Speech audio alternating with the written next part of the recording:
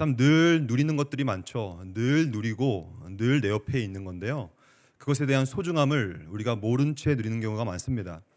늘 누리고 있고 늘 사용하고 있고 늘 함께하고 있는데 그 본질을 모른 채, 그 속성과 요소도 모른 채, 그 소중함도 망각한 채 사랑하는 것들이 참 많죠.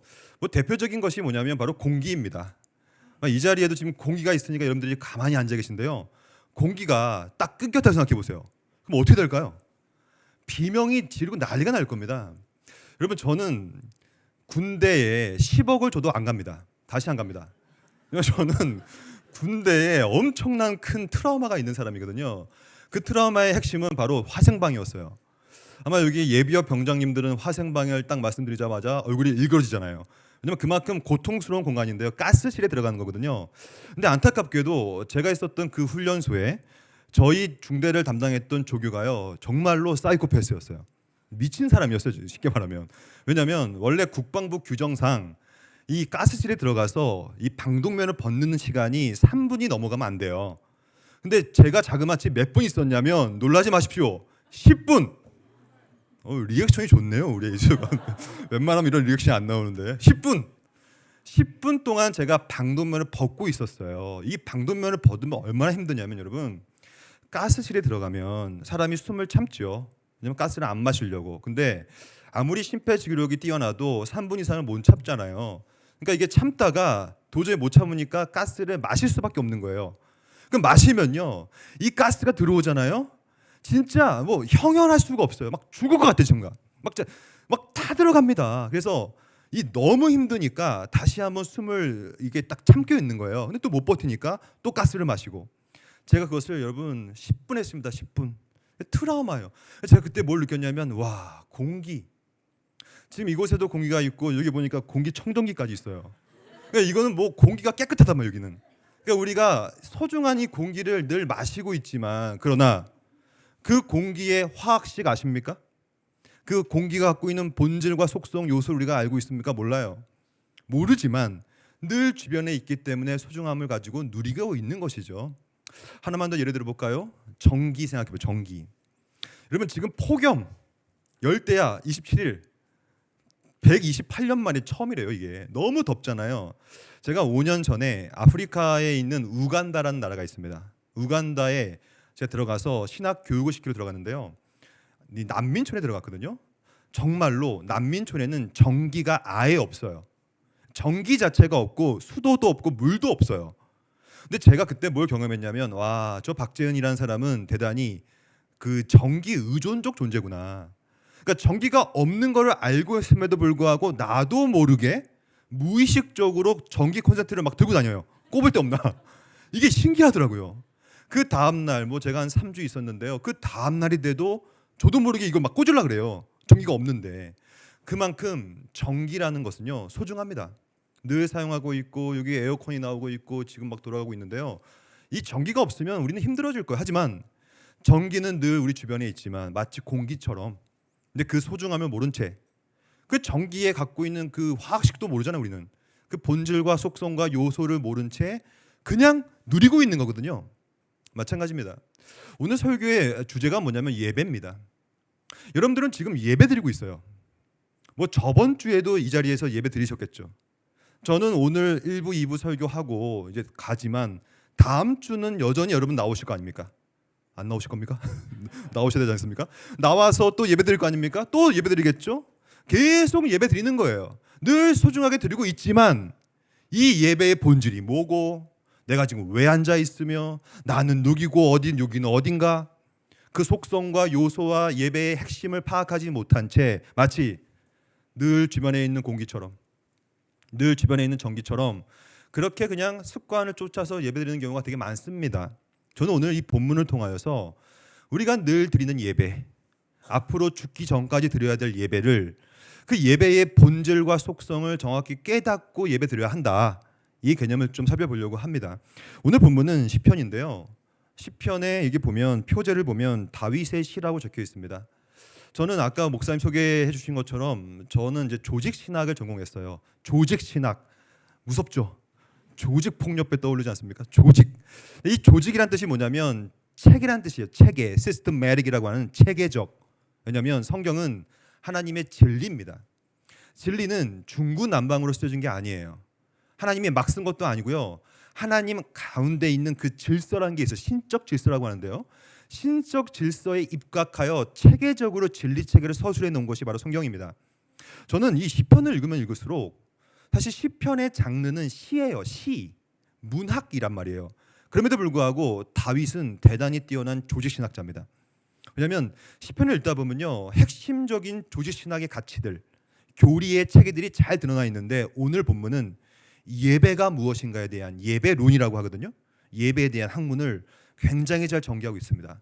아주 요목조목 딱딱딱 짚고 있기 때문에 여러분들이 오늘 함께 요목조목 딱딱딱 짚음을 통하여 예배의 본질과 예배를 왜 해야 되고 어떻게 해야 되는지를 깨닫고 예배드리시길 소망합니다. 오늘 본문을 보면요, 오늘 본문은 크게 세 가지 정도로 나눌 수가 있어요. 첫째는 과연 누가 예배할 수 있는가의 문제예요. 그러니까 예배자가 누구인가에 대한 문제를 말하고 있고요. 두 번째는 예배의 본질에 대해서 말하고 있어요. 이것이 바로 예배다를 말하고 있고요.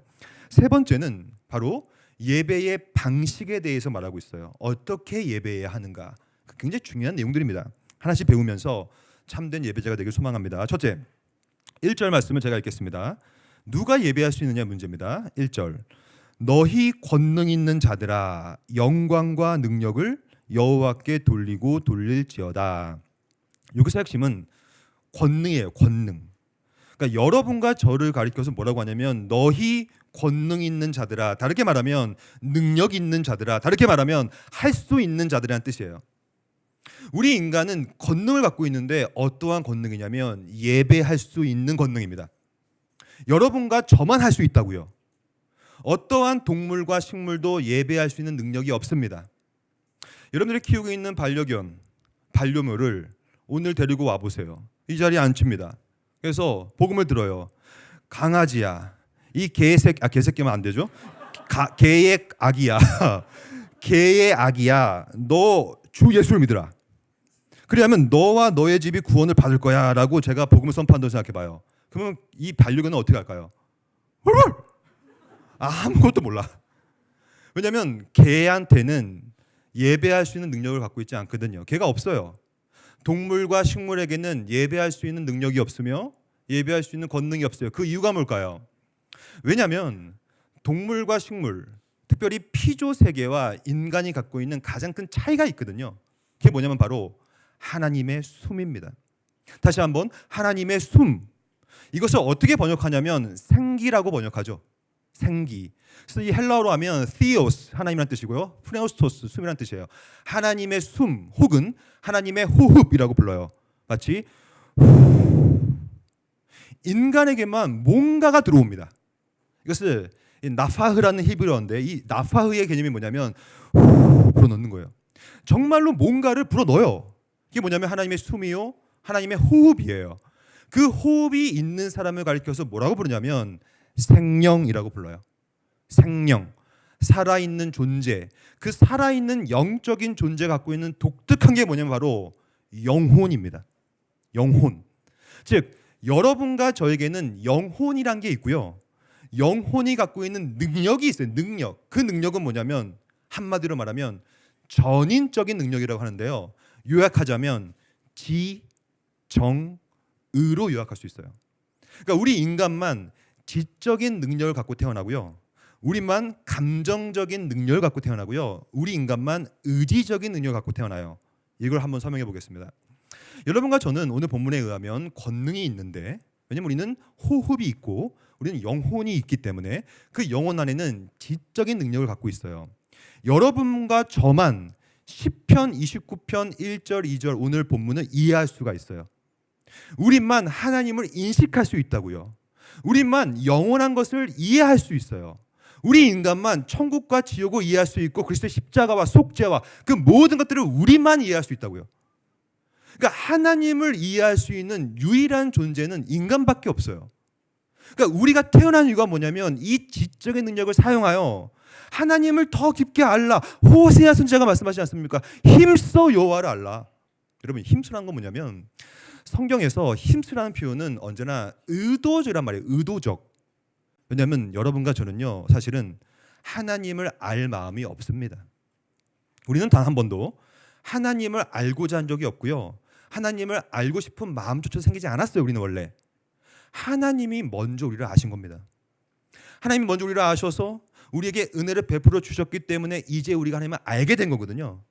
그 하나님을 아는 능력을 적극적으로 활용해야 돼요. 아까 우리 목사님께서 교회 소식 전하실 때 양육 프로그램도 있더라고요. 이것을 적극적으로 사용하셔야 돼요. 왜냐하면 이 능력이 있고 없고의 차이가 아주 크거든요. 예를 들어 볼까요? 능력이 있으면 그 능력을 사용해야 합니다.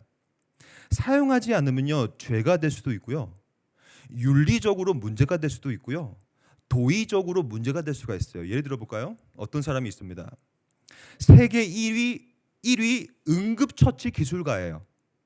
그러니까 심장마비가 걸린 사람도 그 사람 앞에 가면요, 그 사람이 CPR 막 해가지고 그 사람을 살릴 수 있는 기술이 있어요. 그 사람은 능력이 있다고요. 세계 1위예요. 그 사람 손에 들어가면 다 살려버려요. 그런데 그 능력이 있는 사람 앞에 누가 쓰러져요. 그러면 그 능력이 있는 사람은 그 사람을 살려야 됩니까? 살리면 안 됩니까? 당연히 살려야죠. 능력이 있는데 살리지 않고 모른 채 한다는 것은 도의적인 책임을 져야 됩니다. 저는 저번 주에 일본에 있었거든요. 여러분, 지금 일본에 가면요, 난리가 났어요. 왜 난리가 났을까요? 예, 지금 일본에 가셔서 이 TV를 틀면요, 전부 다 지진 얘기예요. 100년 만에 오는 난카이 대지진이 지금 오고 있다고 합니다. 조짐이 너무나 많이 보이고, 지진 전문가들은 77%의 확률이래요. 지진 크게 날 거래요 이제. 그래서 일본이 난리가 났어요. 생각해 보십시오. 어떤 사람이 있어요. 이 사람은 세계 1위 지진 전문가예요. 모든 데이터를 수집할 수 있는 능력을 갖고 있어요. 권능이 있다고요. 그래서 이 지진이 몇 월 며칠 언제 어디에 강타할 것을 알고 있는 사람이에요. 그럼 이 사람이 능력이 있는데 가만히 있는 게 맞아요? 대지진이 오면 그것을 알고 있으면 온다고 얘기를 해야죠. 그래야 대피를 하죠. 그래서 사람들이 살죠. 바로 능력이 있는 사람은 그 능력을 사용해야 되는 겁니다. 사용하지 않으면 문제가 되는 거예요. 옳지 않아요. 마찬가지죠. 인간에게는 능력을 갖고 태어나요. 우리는 예배할 수 있는 능력을 갖고 태어나고요, 우리는 영혼이 있기 때문에 하나님을 알 수가 있단 말이에요. 이 지적인 능력이 커지면 커질수록, 즉 알의 대상에 대한 내용이 깊어지면 깊어질수록, 두 번째로 우리의 감정의 능력이 발동됩니다. 그래서 드디어 내가 알고 있는 그 대상을 향하여 사랑하게 돼요. 여기 지금 부부가 계시죠? 부부들은 서로 사랑하시죠? 사랑하시는 거 맞죠? 저도 제 아내를 사랑해요. 왜냐면 제가 지금 연애 3년 해가지고 결혼 17년 차라서 20년 동안 살았단 말이에요. 누구보다도 제 아내를 압니다, 제가. 그러니까 알게 되면 실망도 하지만 또 좋은 일도 깨닫기 때문에 그 사람을 사랑하기 마련이에요. 제가 오늘 여러분 처음 만났습니다. 여러분들 저를 처음 만났죠. 그래서 우리는 지금 서로 사랑할 수가 없어요. 여러분 저를 사랑하세요? 이상한 사람입니다. 왜 저를 사랑합니까? 저를 모르는데. 근데 원래 사랑이라는 것은 알매 근거한 거예요. 알아야 사랑하죠. 그러니까 우리가 하나님을 깊게 알면요, 하나님이 너무나 탁월하고 아름다우시거든요. 그분을 알면 할수록 그분을 사랑하지 않을 수가 없습니다. 그래서 감정에 영향을 끼치는 거예요. 하나님을 갈망하게 되는 것이죠. 근데 진짜 갈망과 사랑은요, 감정에서 머무르지 않습니다. 반드시 우리에게 이제 의지적 능력을 부여하죠. 원래 감정의 결론이 뭐냐면 의지가 발동되는 거거든요. 의지. 그 의지가 굉장히 중요한 거예요. 이 의지가 뭐냐면, 의지는 본능을 거슬 수 있는 능력이에요. 여러분들은 지금 보니까 한두 분이 의지를 활용하고 있어요. 제 눈을 보세요. 이러고 있어. 막 이러고 있다고. 여러분, 강아지와 고양이는요, 졸리면 어떻게 할까요? 자버리죠. 본능대로 살아가죠. 하지만 인간은 의지가 있다고, 의지가. 그래서 졸려 죽겠는데 말씀은 들어야 되겠고, 내가 예배 왔는데 그 막 의지가 막 있어서 막 이게 막 본능을 거스린다고요. 이게 본능을 거스릴 수 있는 것은 인간밖에 없습니다. 인간만 배고파도 참고요.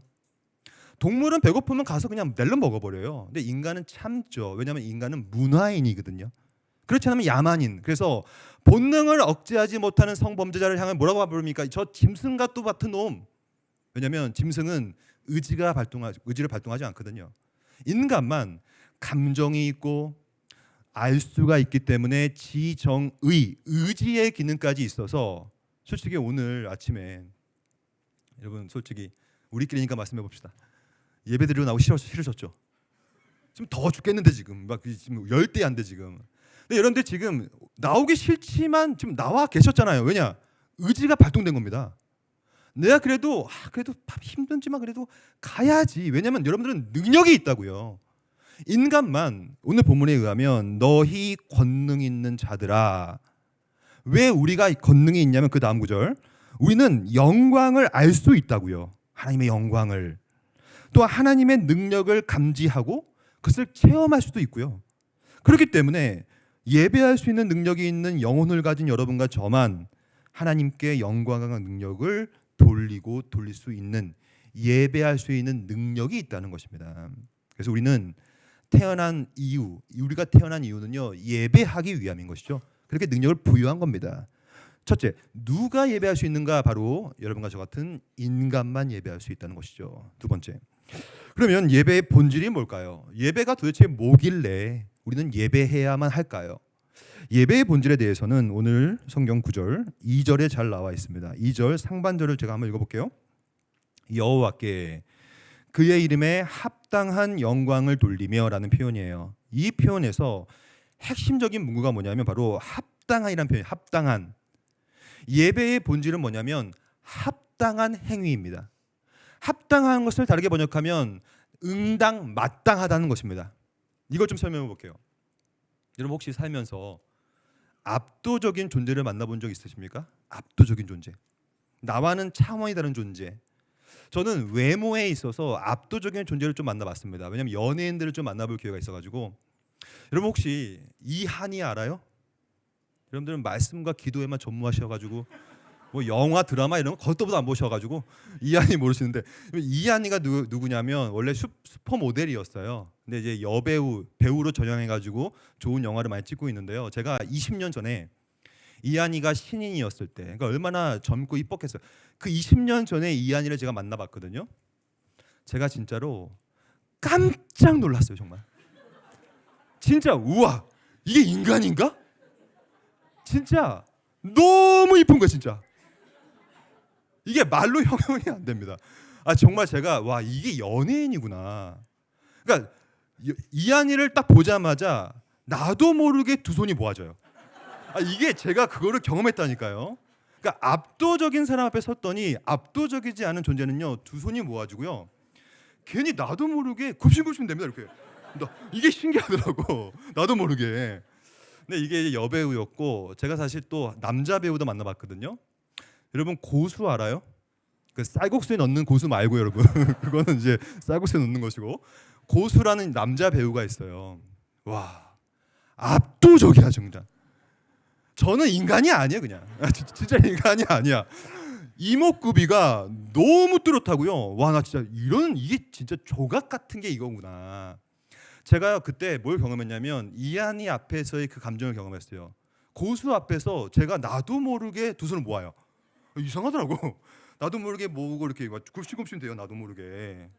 이게요, 압도적인 존재 앞에 선 압도적이지 않은 존재의 그런 자세와 태도입니다.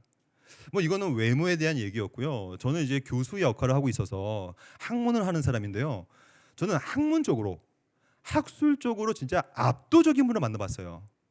저는 이제 미국에 있는 미국 칼빈 신학교라고 있는데요. 거기 출신인데, 칼빈 신학교에 지금 은퇴하셨지만 제가 있었을 당시에 누가 계셨냐면 리처드 멀러라는 교수님이 계셨어요. 뭐 아무 놀라지도 않으시네요, 여러분. 리처드 멀러, 17세기 개혁파 조지신학의 핵심적인 학자입니다. 엄청난 학자예요. 놀라지도 않으세요.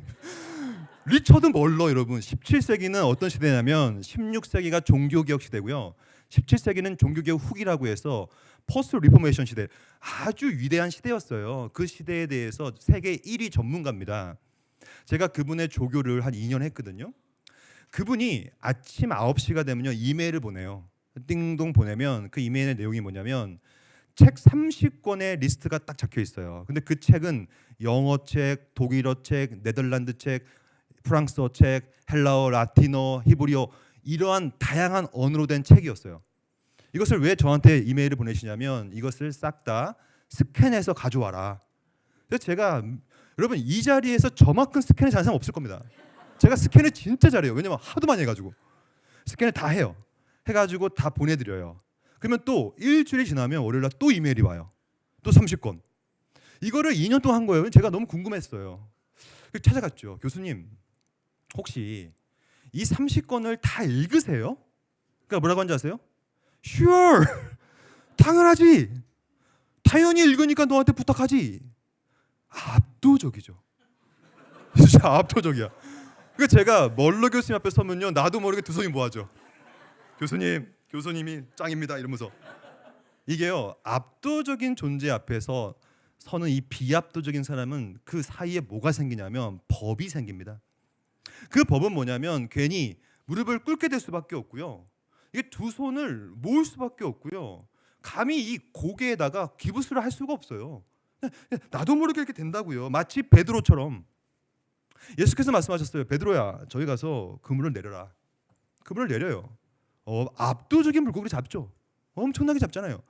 그 다음에 베드로가 어떻게 했습니까? 말씀을 만난 베드로, 참 하나님 그리스도를 만난 베드로가 어떻게 했습니까?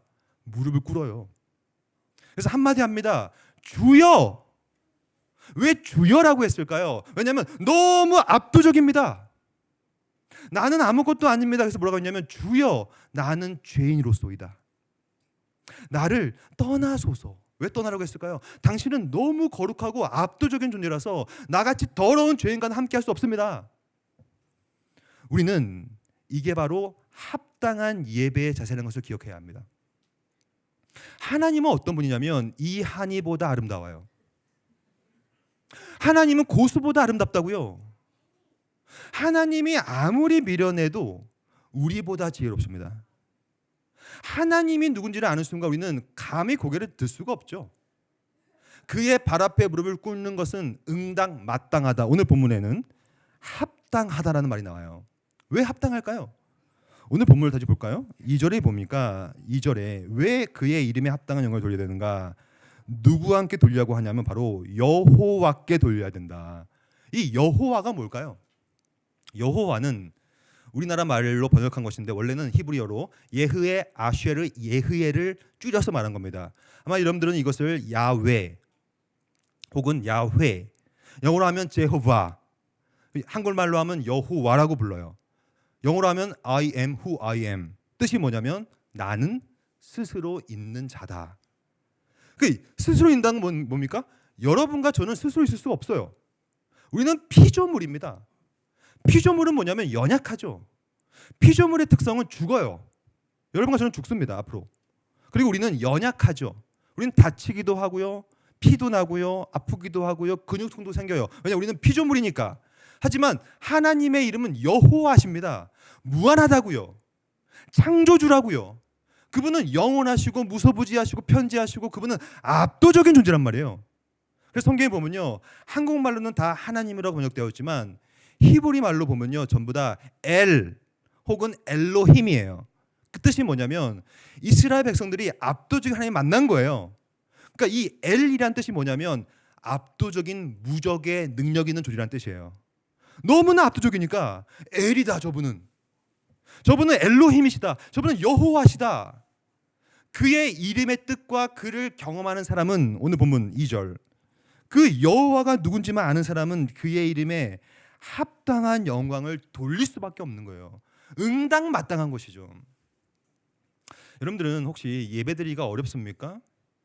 예배가 힘든 사람들이 있어요. 예배가 힘들고 어렵고 지긋지긋하고 그러면 다시 한번 본질로 돌아갈 필요가 있어요. 여호와가 누군지만 알면 됩니다.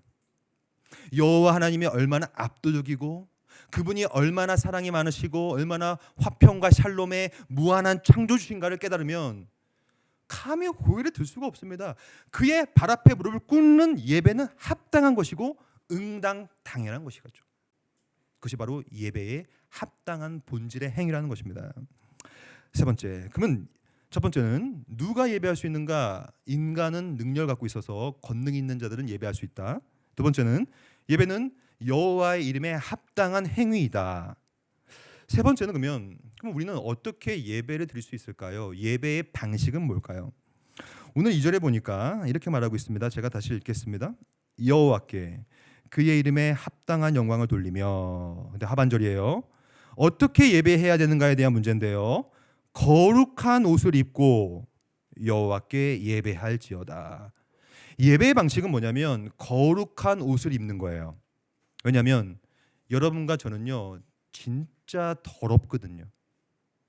여러분과 저는요 굉장히 더러운 사람들입니다. 우리는 죄인이에요. 얼마나 죄인이냐면, 여러분 저는 어릴 때 저희 이모 집에 놀러를 가서, 우리 이모 집이 저기 홍성에 아주 시골이었습니다. 푸세시 화장실이었어요. 여러분 제가 이래봐야 해도 제가 똥통에 빠진 사람입니다. 제가 어릴 때 푸세시 갔더니 나도 모르게 바로 헛디뎌가지고 똥통에 제가 약간 허벅지까지 빠졌거든요. 똥독이 올라. 똥독이. 너 똥독 아니? 똥독은 뭐냐면 똥에 세균이 많기 때문에 들어가는 순간 똥독이 올라버린, 엄청 더럽죠. 여러분 그 제 주변에 안 오실 거예요? 저희 다 나섰습니다. 괜찮아요. 깨끗합니다. 근데 이게 똥독이 올라버리는 거예요. 왜냐면 똥이라는 게 더러워요. 여러분과 접니다. 우리는 지금 너무 더럽죠. 우리는 지금 똥독이 올라 있는 사람들이에요. 지금 여러분 저 보이세요? 제가 지금 갑옷이 되게 두껍게 있죠. 지금 저는 목사로서 교수로서 왔기 때문에 저는 갑옷이 있고요. 제가 지금 확신합니다. 저는 좀 이따가 이제 제가 갈 건데 가기 전까지 여러분들 앞에서 이 갑옷을 절대 안 내려놓을 겁니다. 저는 제 본성을 절대로 보여주지 않을 거예요. 여러분도 마찬가지일 겁니다. 지금 우리는 공예배를 드리고 있어요. 공예배는 갑옷을 입고 옵니다. 우리의 이 모습이 진짜 모습이 아니에요. 제가 보니까 여러분 왜 이렇게 거룩해 보여요? 갑옷을 좀 벗어보세요. 근데 안 벗을 겁니다. 그것이 우리의 본성이에요.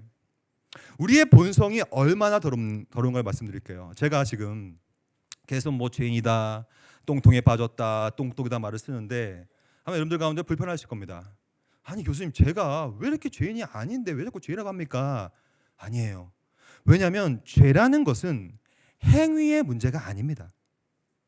많은 사람들은 오해하죠. 죄를 행위론적으로 접근하기 때문에 죄인이 아니라고 생각하는 거거든요. 예를 들면 교수님, 제가 다른 건 모르겠지만 저는 10계명 중에 살인죄를 지지 않았습니다. 남을 죽이지 않았습니다. 여러분, 남을 죽이지 않았다고 해서 살인죄가 아닙니다. 남을 미워해도 살인죄예요. 여기 살인자들이 너무나 많네요. 이게 우리예요. 행위의 문제가 아니기 때문에 그렇습니다. 교수님, 저는 그래도 청년이라 아직 결혼 안 해가지고 저는 간음과 불륜을 하지 않았습니다. 아니요. 이성을 보고 음욕만 품어도 간음이에요. 저는 다른 건 모르겠지만 도둑질은 안 했습니다. 아니요. 마음의 탐심만 품어도 도둑질이에요. 저도 음악을 오래 해가지고요, 밴드 생활을 오래 했어요. 저는 악기를 되게 좋아하거든요. 이거 훔치고 싶어, 솔직히 말해서. 이거 제 차에다 싹 다 싣고 싶다고. 그러면 저는 이미 이제 탐심을 품었기 때문에 저는 도둑질을 해봤어요 벌써. 성경 말하죠. 무릇 지킬 만한 것 중에 가장 지켜야 될 것은 마음인데 이 마음을 못 지키니 우리는 죄인인 겁니다. 오늘 예배드리고 있어요. 근데 이 예배드리는데 별 생각을 다 하고 있어. 우리가 지금 끝나고 뭐 먹지? 끝나고 어딜 가지? 이게 왜냐면 마음을 못 지켜서 우리는 처절한 죄인이에요. 제가 이 죄성에 대한 얘기를 좀 더 해볼게요. 우리가 얼마나 죄인이냐면 죄라는 것은 행위의 문제가 아니라고 그랬어요. 우리의 마음의 문제고 동시에 우리의 본성의 문제예요. 본성. 우리가 합의를 좀 해봅시다. 5분만 합의합시다. 서로 양해각서 쓰고 합의하는 거예요. 뭐냐면 5분만 진짜 우리 본성, 우리 속마음을 한번 내비쳐 보는 거예요. 그러면 아마 이 자리에 몇몇 죽어나갑니다. 마음에 안 드는 사람 가서 찔러 죽여버리겠지. 그리고 여기는 남자 여자가 섞여 있어요. 이건 눈 뜨고 못 봅니다. 우리의 본성은요 너무 더럽단 말이에요. 만약에 이 지역 구리 갈매동인데 이 지역에 지진이 나서 지진이 막 나는 거예요. 지진이 그래서 여기가 막 흔들려요. 그래서 막 흔들리면 여러분 어떻게 하실 것 같아요? 막 흔들려 여기가.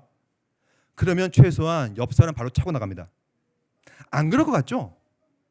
목숨이 눈앞에 있는 순간은 자기 애라고 하는데 이것을 자기만을 사랑한다는 거예요. 이게 죄라는 거예요.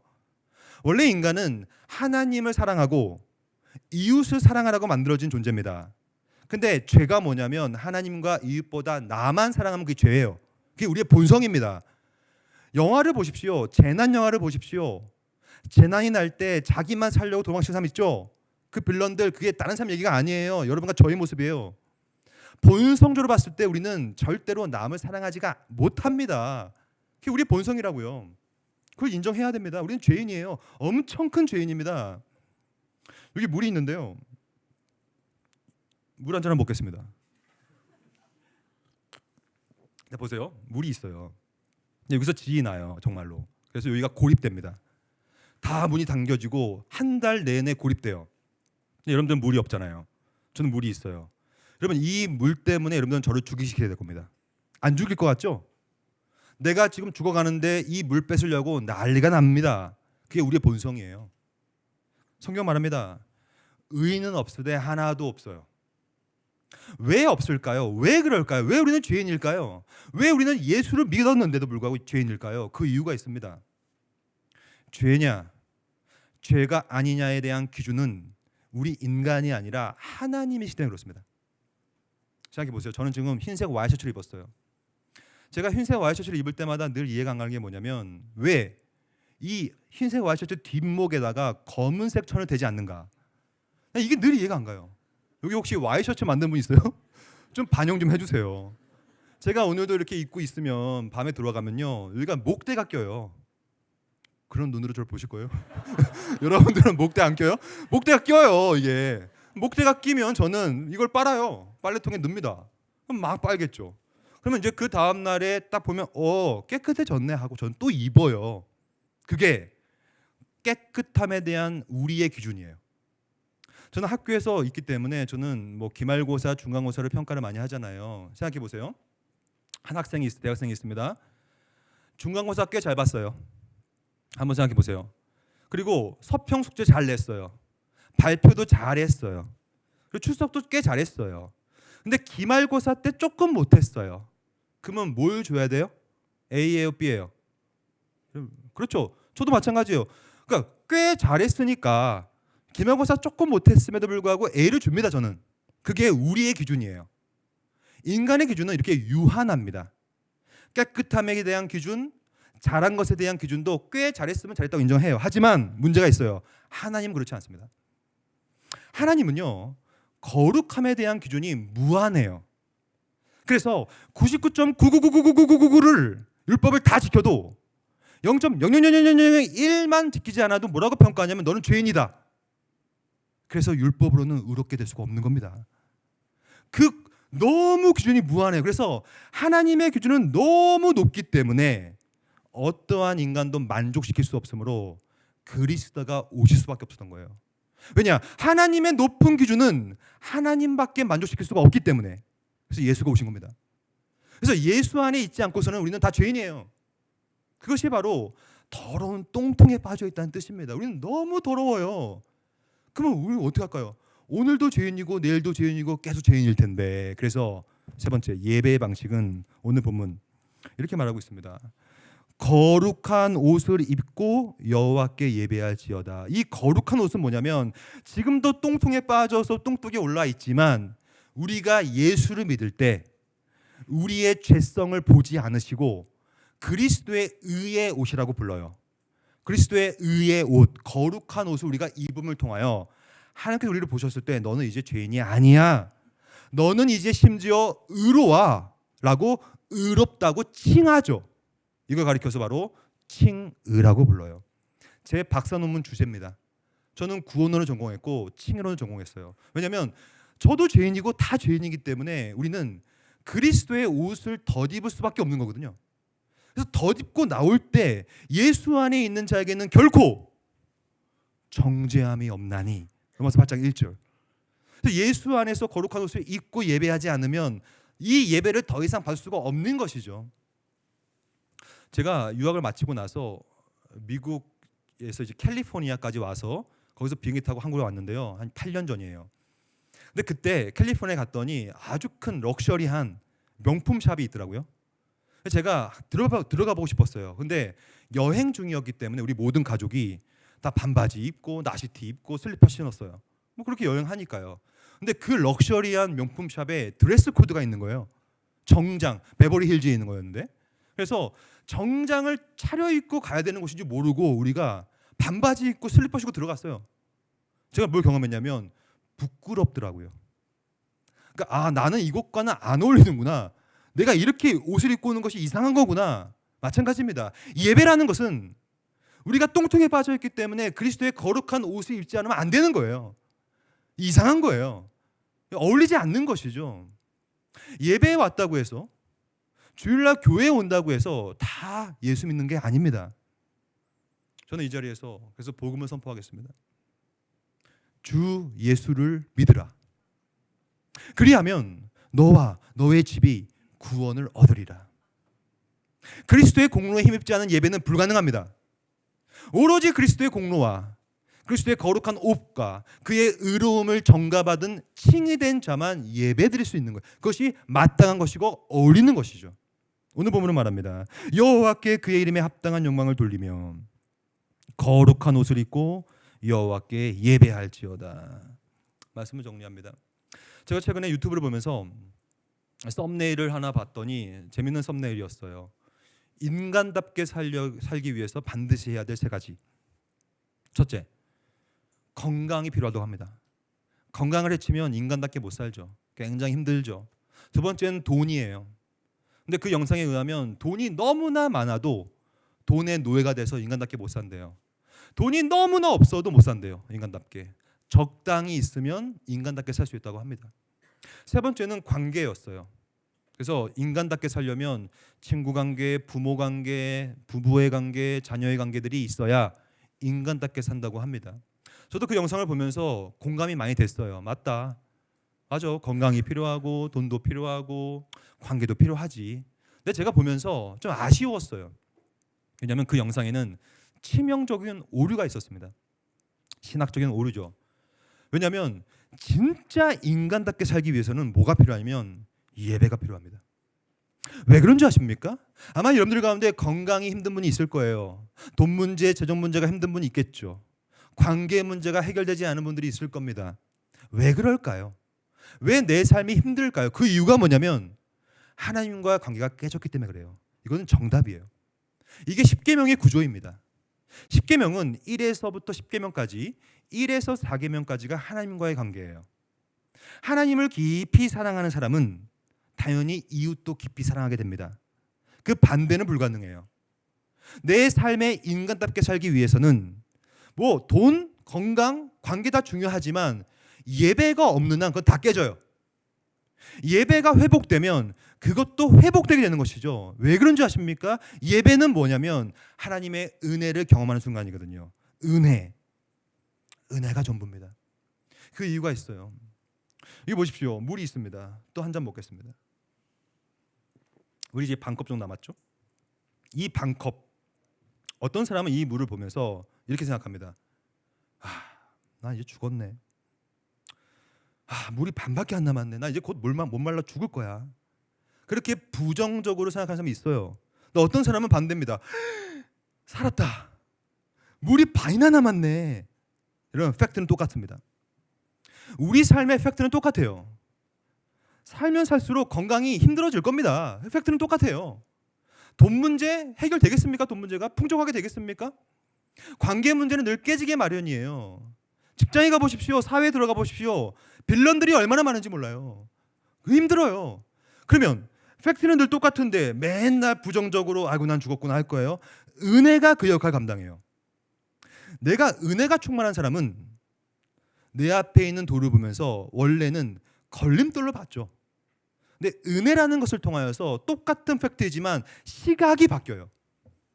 그 걸림돌을 향하여 이제는 와 이거 내 디딤돌이구나. 그게 은혜가 주는 아주 소중한 가치입니다. 하나님과의 관계가 회복돼 보십시오. 예배를 통하여 하나님을 알아보세요. 하나님을 경험해 보세요. 하나님을 깊게 사랑해 보세요. 의지를 발동해 보세요. 그러면 내 시각이 은혜의 시각으로 열리기 때문에 내 팩트가 다르게 보이기 시작해요. 그래서 내 건강과 내 돈 문제와 내 관계의 문제가 어떻게 비춰지게 되냐면 하나님의 뜻이었구나. 성경 말합니다. 이러한 관점을 갖는 사람에 한해서는 이 본문이 이해가 됩니다. 범사에 감사하라. 이는 그리스도 예수 안에서 너희를 향하신 하나님의 뜻이니라. 이거는 예배에 성공한 사람이 가질 수 있는 유일한 시각입니다.